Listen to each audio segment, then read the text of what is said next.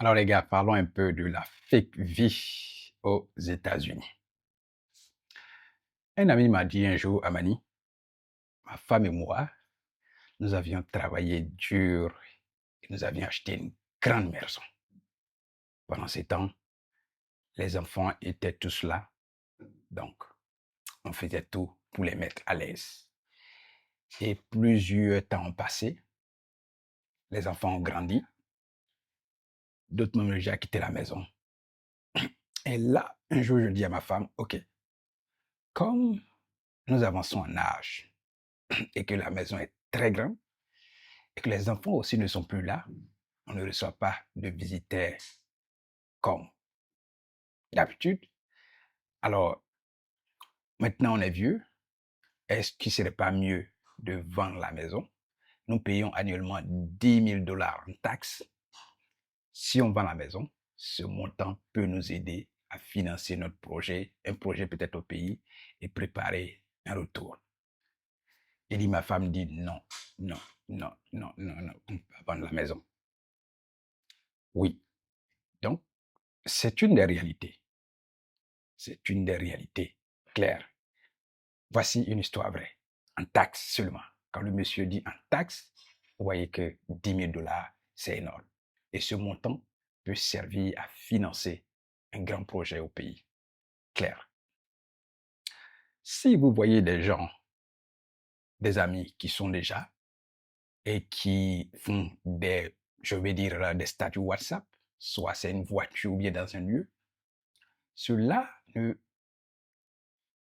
veut pas dire c'est la réalité qu'on vous montre. Parce qu'il y a une réalité, il y a le fait où je sors, où je prends une photo dans un bel endroit, ou bien quelque part, et puis je monte, allez, je suis souriant, tout va bien. Non, ce n'est pas ça la réalité. Parce que c'est difficile de voir des gens qui sont en train de pleurer et prendre une photo et puis venir vous montrer. Ça, c'est rare qu'on voit ça, n'est-ce pas? Voilà. La réalité, elle est bien différente.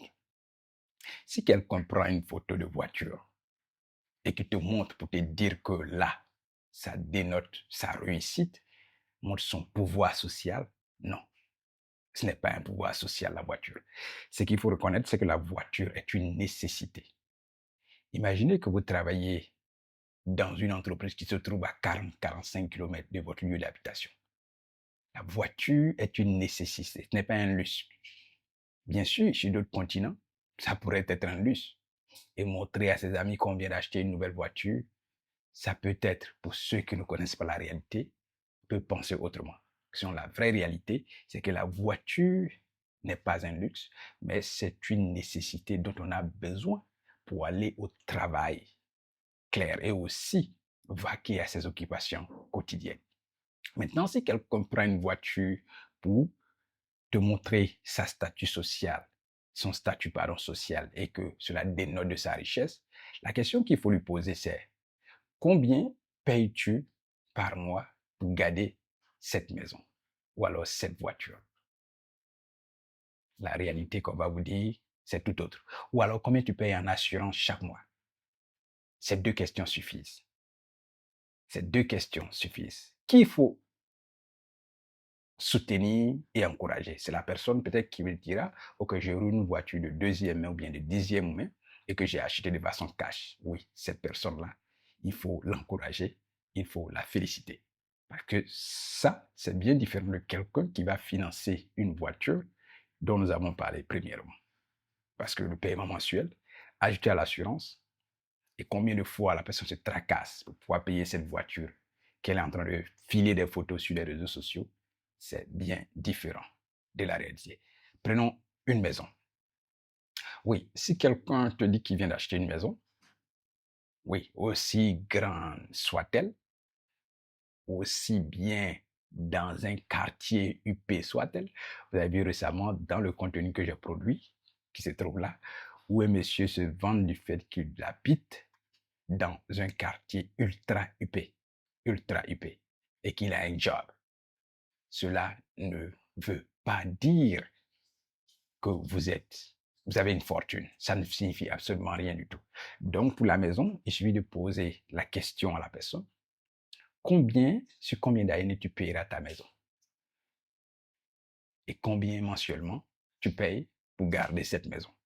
Ces deux questions suffisent.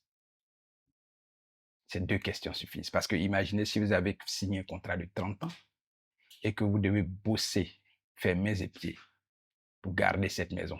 Imaginez si un trouble venait dans votre emploi. Un trouble de 1 mois ou 2 mois. Vous jonglez. Imaginez une maison que vous devez payer sur 30 ans.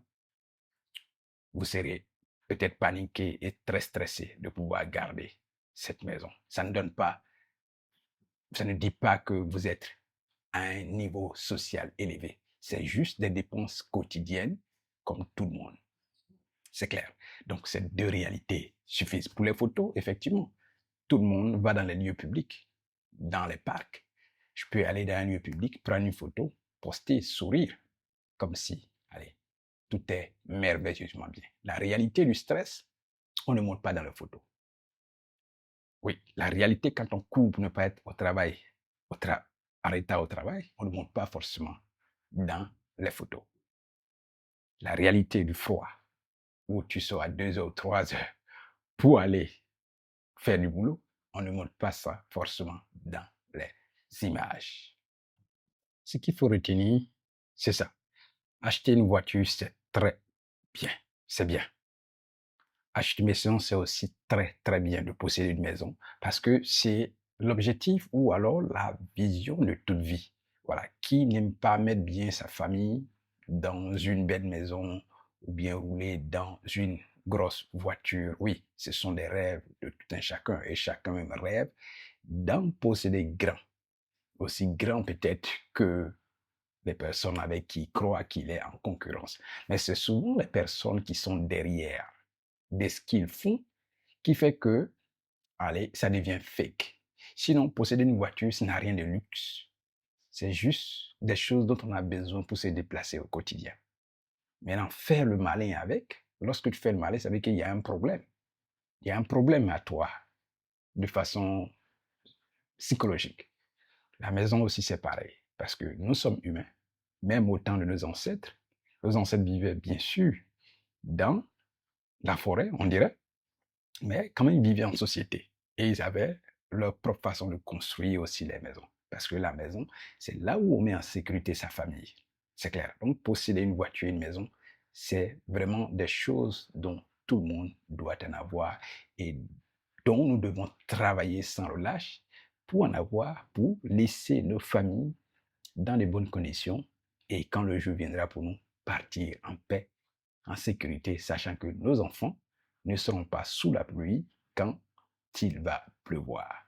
Oui, ça c'est ce qu'il faut retenir. Mais l'homme qui est derrière, il prend ses objets pour envoyer des photos, prendre des photos devant et montrer à tous, ce n'est pas un exemple à suivre.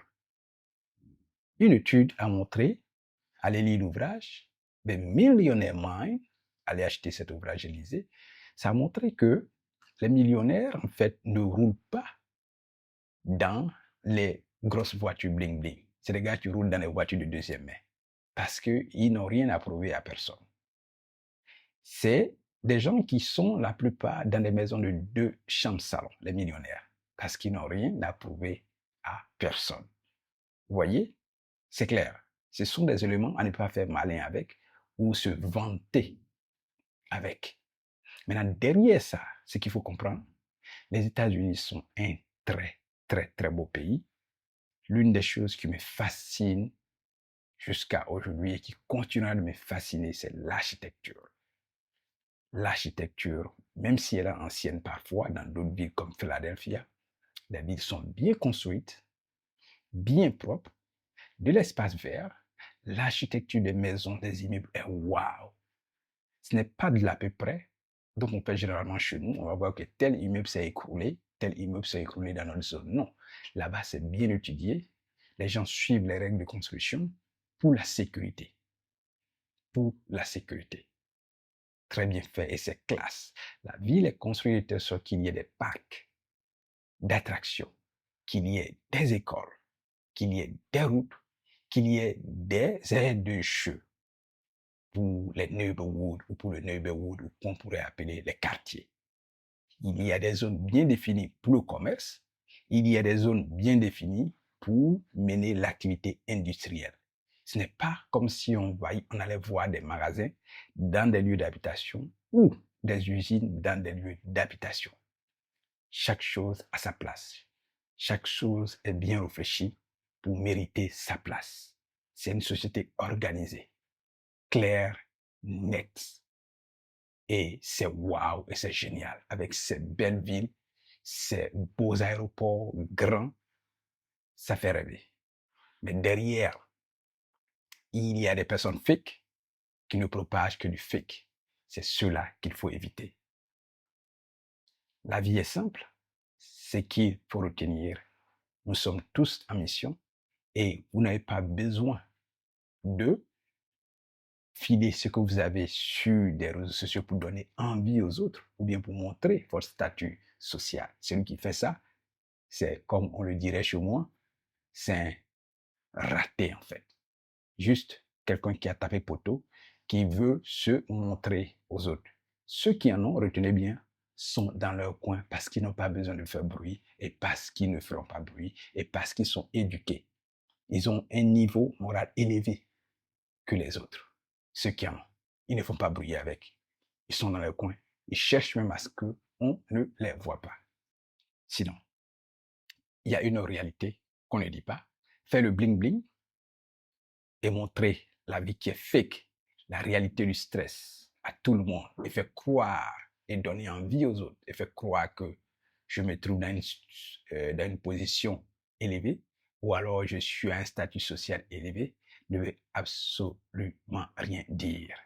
La réalité est tout bien différente de la fake vie que les gens montrent sur Instagram. Je pense que c'est sur Instagram qu'ils montrent. C'est très bien différent. Alors, qu'est-ce que vous pensez? En commentaire, quel est votre avis sur ce contenu? En commentaire, je veux bien sûr voir ce que vous pensez. À bientôt.